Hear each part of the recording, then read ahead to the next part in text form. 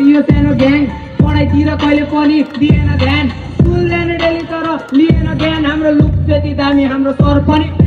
पारी त्यो झोला बोकी स्कुल जान्थे जहिले एसेम्बली सुरु हामी पैड जान्थे जहिले एक हुन्थ्यो कपाल पिडाइ खान्थे जहिले पढाइको बाल थिएन चिल्म हुन्थ्यो जहिले पढाइ राख्थे सर हामी हाँसिराख्ने जहिले चालु हुन्थ्यो क्लास हामी खाइराख्ने जहिले एकअर्काको बिल्ला आने दिन हाम्रो बित्यो हामीले हल्ला गर्दा अफिससम्म पुग्थ्यो कुनै पिरियड झ्याउ लाग्दा सबैजना सुत्थ्यो घन्टी लाग्ने बित्तिकै टोइलेटतिर पुग्थ्यो उडाइ पनि खाए तर माया धेरै पाए 10 क्लास बनी हामीलाई काम पनि लाए केटाहरू साथमा हाम्रो थियो सानो